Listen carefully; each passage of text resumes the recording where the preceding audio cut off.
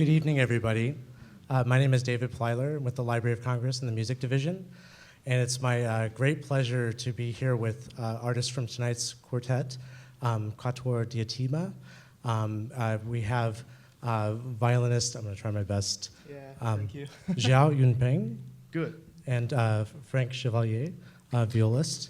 We're just going to chat a bit about the program tonight and also about a lot of the other exciting things that they've been doing and up to recording projects and things like that. So I thought we could start at the beginning. This particular program is really an exciting one and an interesting one in the way it came together. Of course, the wild card was that you didn't know what the Rebecca Saunders piece was going to be until it was composed for you to play. But you've gone through this program once before. You premiered it in the UK just last month. Yeah. What was your experience with the program as a whole? What drew you to fit Szymanowski with Saunders? Good evening, first, and I apologize in advance for my very French accent in English. You will enjoy it for the rest of the show today. You will see what is a real French accent in English. Well, yes, you're absolutely right. It was impossible to guess what would be the piece by Rebecca before it was, of course, written.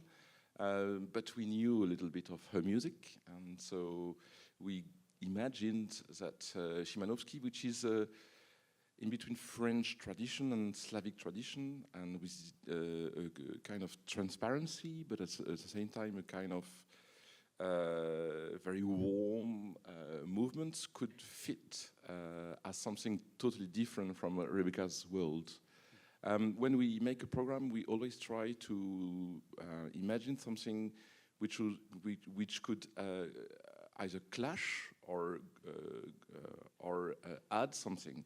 But it's we try not to have a piece which is too similar, or because when it's like orange and red, it's not very beautiful. You see what I mean? So we try to have something really different. So that was the idea, actually. Have you performed the Szymanowski often? Well, recently, yes, because we played this piece long time ago, and then we worked to other pieces some years ago, and now we bring back, and we feel it so good with Rebecca's piece finally, because it was really a big surprise for us, because when we built the program and we just think about Szymanowski, we knew, of course, there's the last Schubert monument piece, we knew, of course, and we proposed the program to Rebecca, and she was so happy about the idea. And then when we received the score from Rebecca's publisher and we worked with her, and by the way, she was really absolutely amazing to work with. I mean, she is so clever and so musically understanding, I mean, about the musician point of view. And of course, she learned to us a lot, and so it was a big pleasure to work with her. And then we just played this piece of Szymanowski, and a lot of people told to us, wow, it's so well, this piece. Why it's not so often played by musicians? Well, you know. And also we play it a lot because it's, as I said, sorry, it's also linked to French music. So when you perform a lot of Ravel or Debussy, I mean, there is also this root in Szymanowski. So, and we play a lot of music from this period. I mean, a lot of Janacek, Bartók, or Second Viennese School. Mm-hmm. So it was, yes, it's something we play a lot. How many of you are familiar with this work, the Szymanowski quartets? It really is going to be, if it's new to you, it's going to be a really something of an experience. And Szymanowski's kind of an interesting character also, just in terms of you look at his Polish-French relationships with Chopin, like his early piano music and things that are it's more on the Chopinesque side, but then he edges towards the impressionistic side in the late teens and up into the 20s with this really kind of astounding music. Yeah, particularly in this piece, you will see in the first movement, you can really find this French character. I mean, this color and this dynamics and this sensibilities and everything. And then suddenly, in the second movement, you just have another point of view from the a Slavic part of this composer, and it's so jumpy and so a lot of happiness and sort of dance. So it's very interesting. It was a very rich year, this 1927, because it was so this piece was written in 27, and in the same year was written Schoenberg No. 3 and Bartók No. 3, and also Janacek No. 2 nearly, because it was January 28, but not far away. But it was incredible, and all they have in common, I think, is the hate of the German model. So they all try to escape from this German romanticism, which was heavily spread out, of course, at this period. So they want, and the French composers at this period were the reference of the anti-Germanism in a way. I don't know if you're aware of this, but just about an hour and a half ago, we received the Rebecca Saunders manuscript. Oh, wow. So we were able to just put it on display. My colleague was able to put it on display just now. So just jumping into that work, one of the things that, this is my first, I saw the beautifully engraved score, but I was pleasantly surprised, not surprised, but just astounded by the clarity and beauty of her penmanship. Okay. With the manuscript, which you'll have to check out. It's on display. Yes. Sure.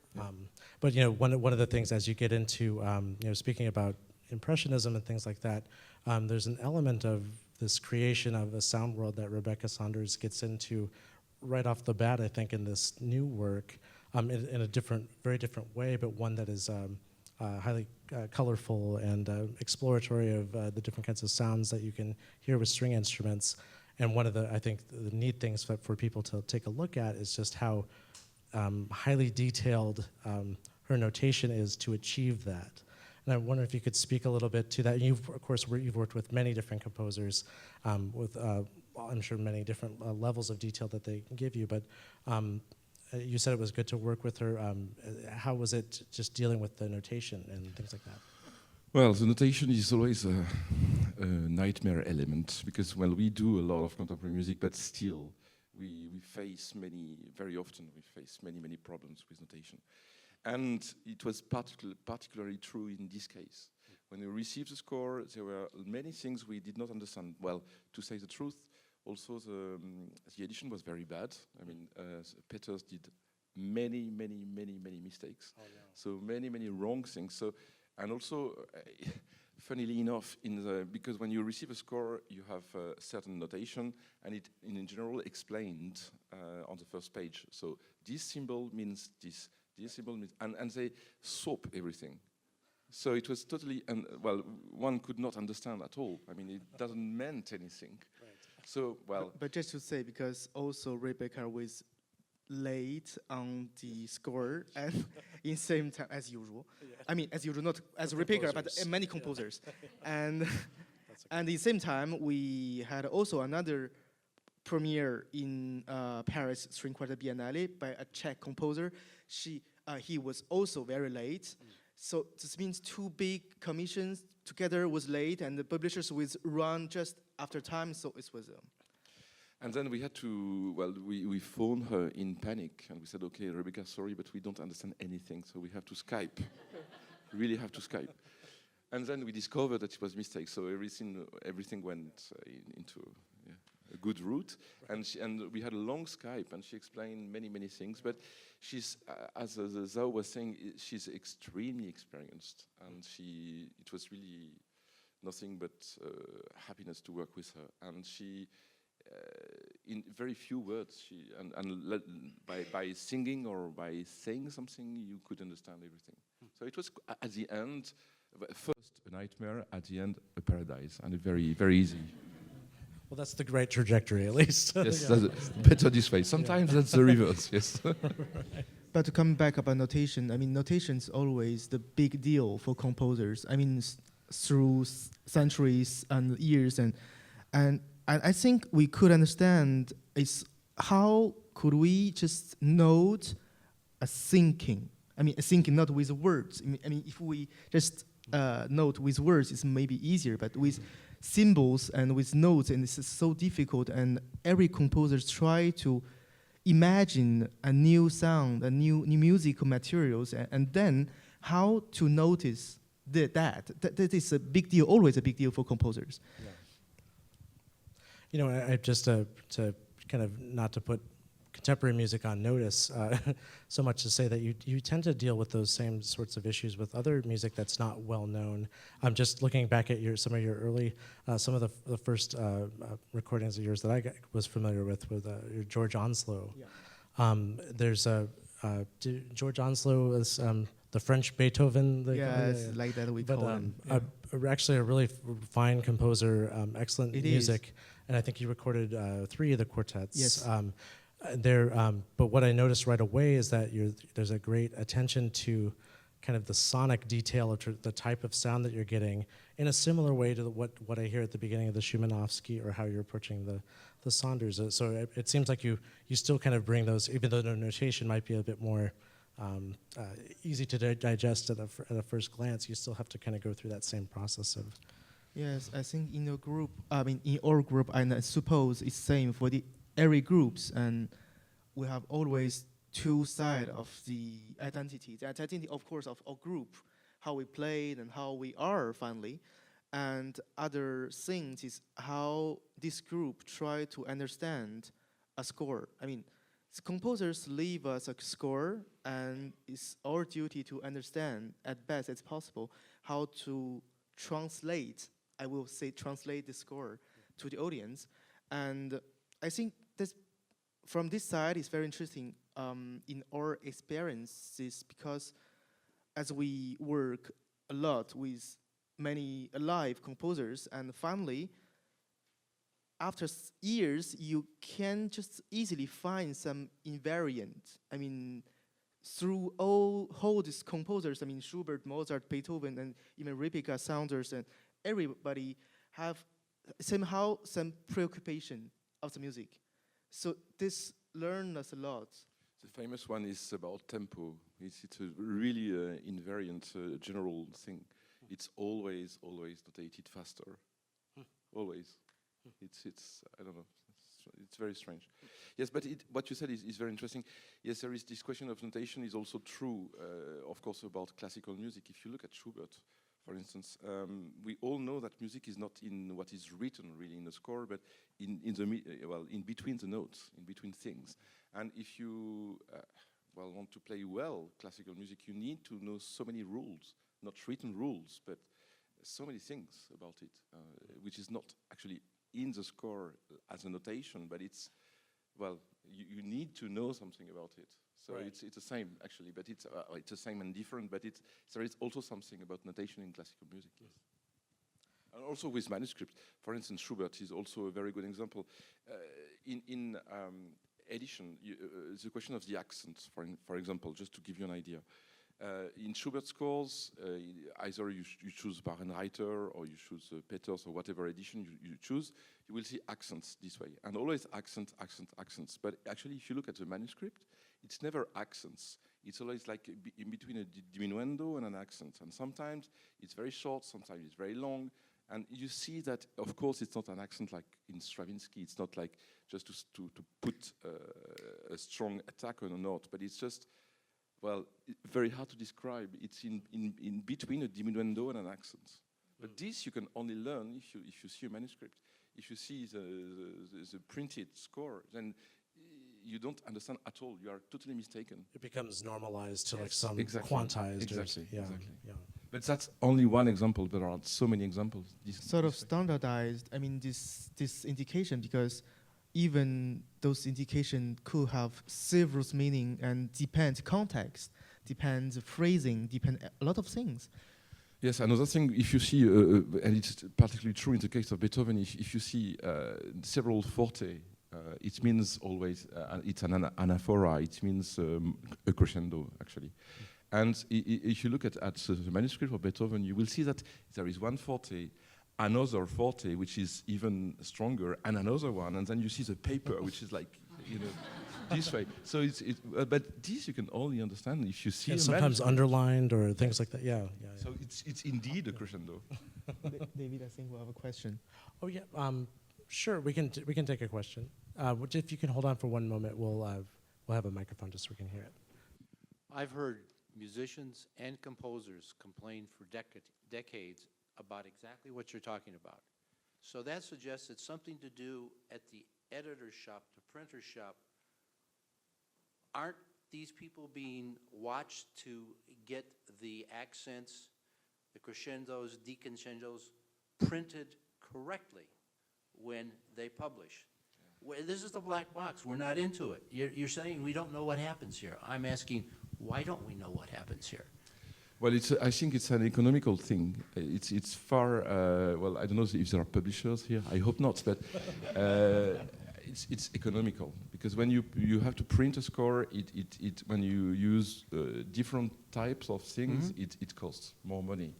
So what they do now is that they're not changing the printed score, but they just try to add the manuscripts into the scores. So you can buy the manuscripts, and this can help a lot. But that's the only thing you can do, I think. And then if you have chance to go to the place such as here, the Library of Congress, you can see a lot of precious manuscript, and then it's really helpful.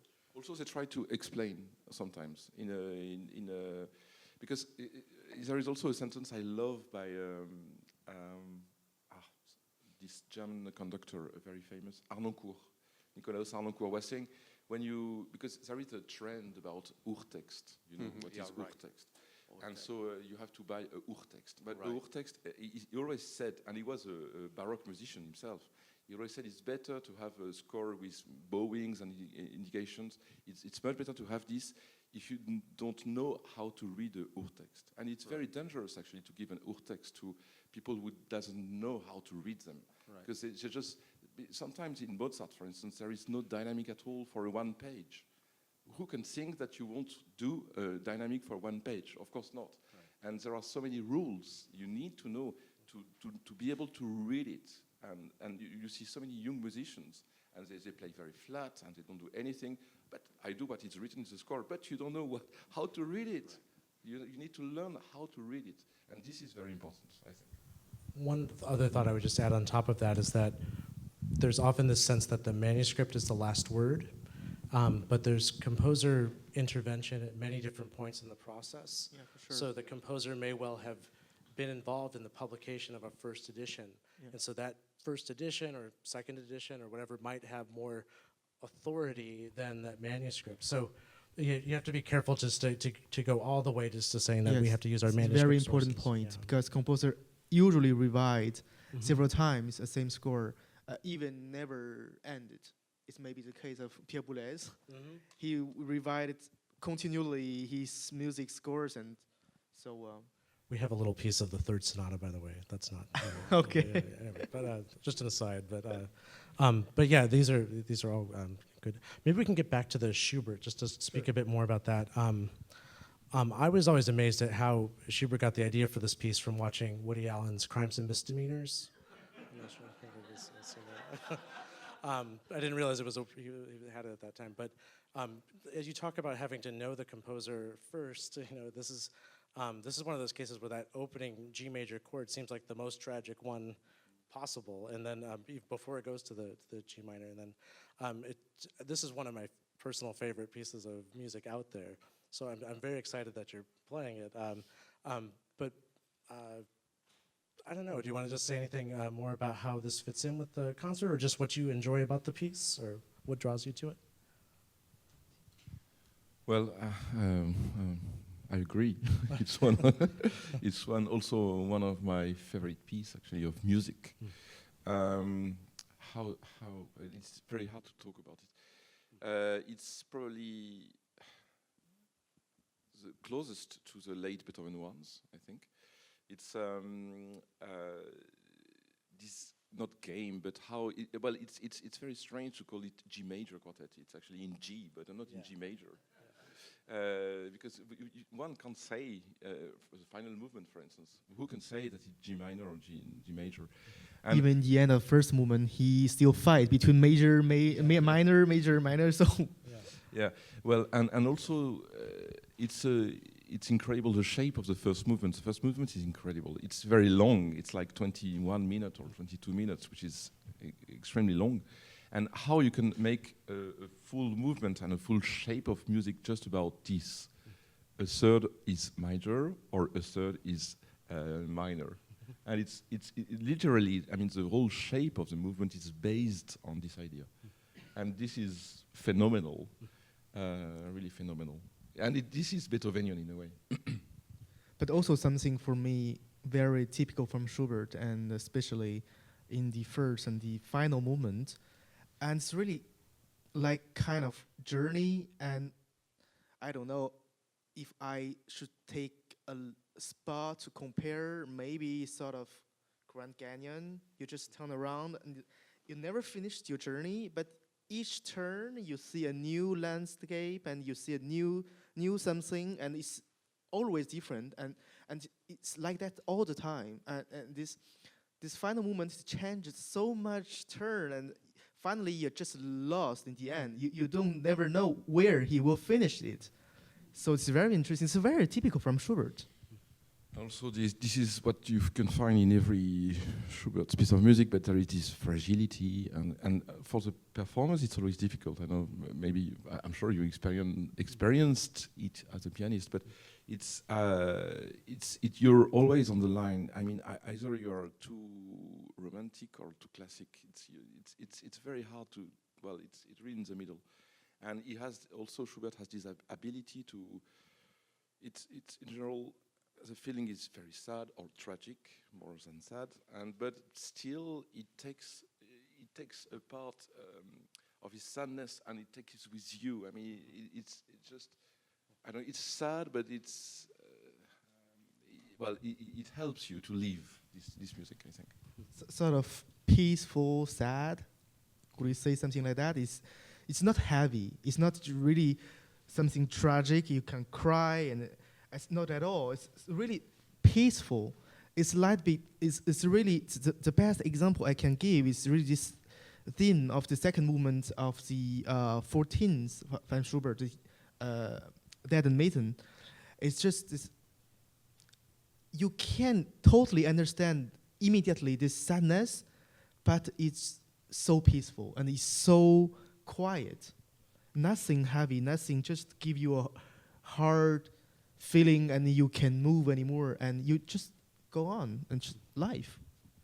There's definitely a feeling in these late Schubert pieces of kind of a resignation also, but I think ultimately an affirmative one, but that's definitely, so anyway, you're in for a treat with this whole program tonight. I'm wondering, before we take a few more questions, if we have them, maybe you can say a few more words about some of your other recording projects and things that are coming up. I know I was interested in your Shrinka CD with Lachumia, and also you did this recent Second Viennese School complete, and also didn't recently revisited the Boulez. Yes, sure.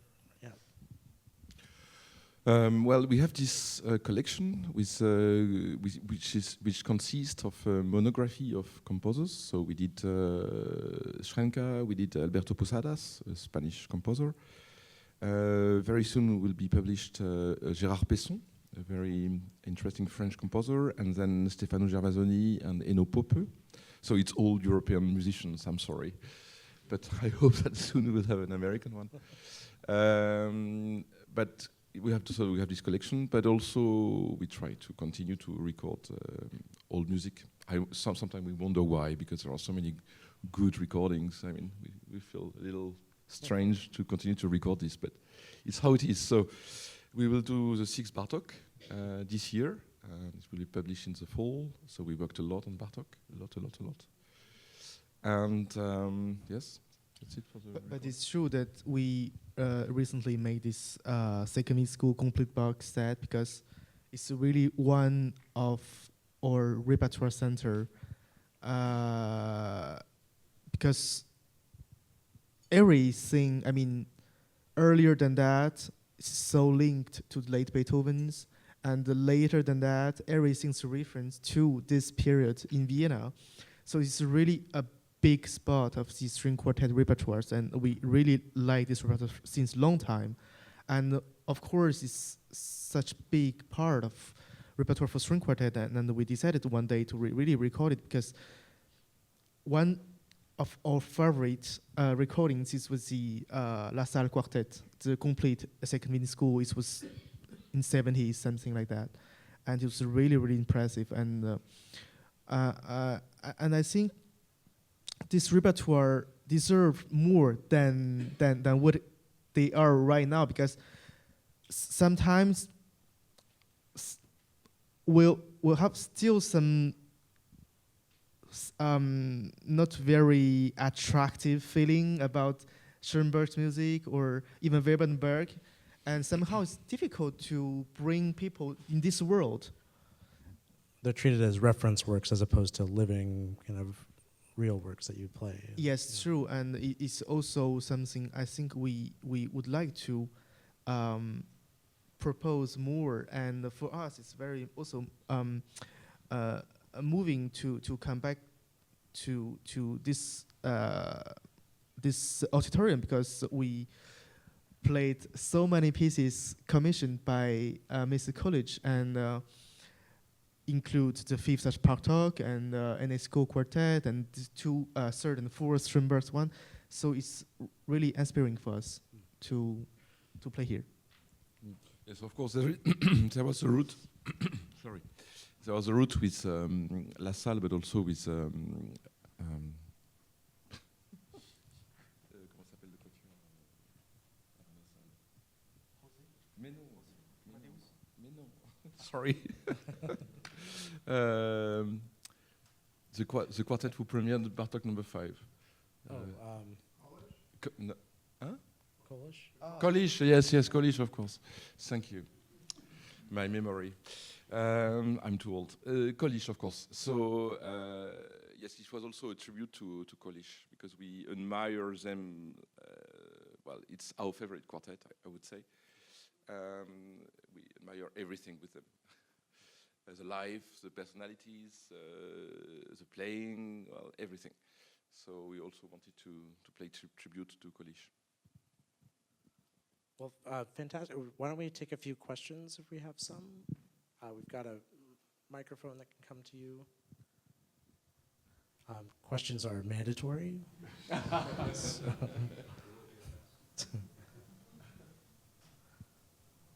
Well, but if, oh wait, there we go. I knew there would be somebody. I just have a question regarding some of your rehearsal practices, regarding when you're rehearsing a new work, say it's the work by Rebecca Saunders, would you rehearse that on the same day and in the same, when you have to play Schubert and Rebecca Saunders and Szymanowski all on one program, do you rehearse these works on separate days so that you have, or at least in different periods, so that you can adjust your mind frame, or do you purposely rehearse one piece and then the other so that you can switch back and forth mentally between these works? Well, I will say yes and no, because yes, because of course they are different, and as instrument player, for those of pieces we use different techniques, and so it's the same for group. I mean, already we use different sound, different vibratos, different everything between Beethoven and Szymanowski. So of course, for Rebecca piece, we try to use another techniques to make the result different, and also to the Rebecca's recommendation. And then no, because we try always to don't break or build a big wall, and the wall exists already between this alive music and historical music, because it's still music. And music, they have a lot of common point. They are not, in other hand, Beethoven, Schubert, and another hand, some sort of modern thing, stuff, and nobody understands. It's sort of gray, and it's not at all like that. So we always try to propose some mixed program, because I think it's the best way to promote and to continue to make live or time music. Yeah, but it's a very good question. Well, to answer your question, we in general purposely. It's the second point is the right one. We purposely play on the same day in the same rehearsal the different kind of techniques and music, and we've been usually sometimes criticized for somehow classical performances, because one has to accept that when you play some Lachenmann or when you play some Saunders, you will hear sometimes we put some rosin on the strings. The sound is a bit it's scratched sound sometimes, so just your shoulders or your hands are a bit not very so this way because you are a bit tensed physically, but we have to accept it. I think it's worth it for me, for us. I mean, maybe when you play after a Schubert or a Beethoven, then the sound will be sometimes a bit not so perfect, or you will have some little accidents. But then also, this you will maybe miss sometimes in our performances, I would say. But I think what you won't miss is the fact that you will maybe hear Beethoven in a different way, and you will discover that Beethoven is so modern and fits so well with this kind of music. And you will understand what they have in common, which is unusual. And many people in the audience sometimes expect performers to play exactly as they have something at home with their audio system and perfect recordings and perfect things. But then the experience of a concert is something totally different, I think. And of course, the sound worlds are really different, but also they have other things in common, not only the sound worlds, but other things to listen to, I think. Yes, and as Stravinsky said, the late Beethoven quartet, they will be forever contemporary.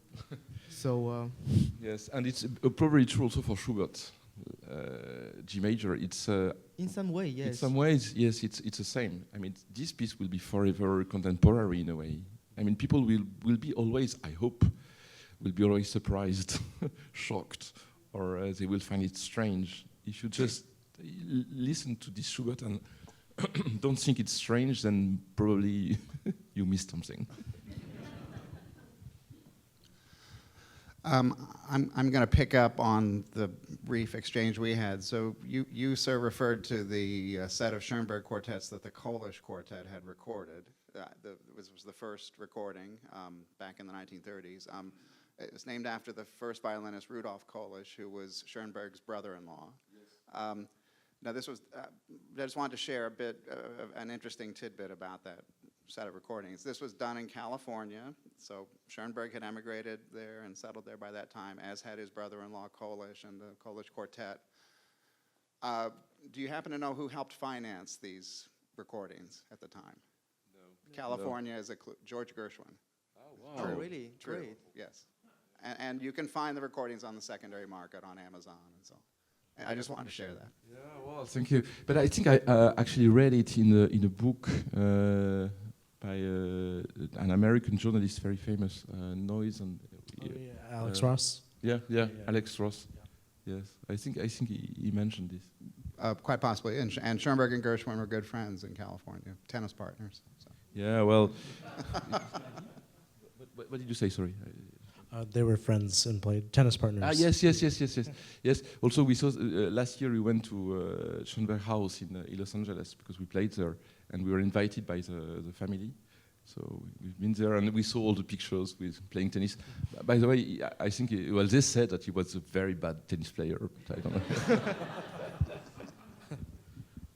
Well, he always used sets in very regimented ways for the. That was supposed to be a tennis / theory joke, but it didn't work out, so apologize for that. Are there any further questions? I think we'll let our artists go and get ready for the concert, and just thank you so much for being here. Thank you very much. Thank you very much. Yeah.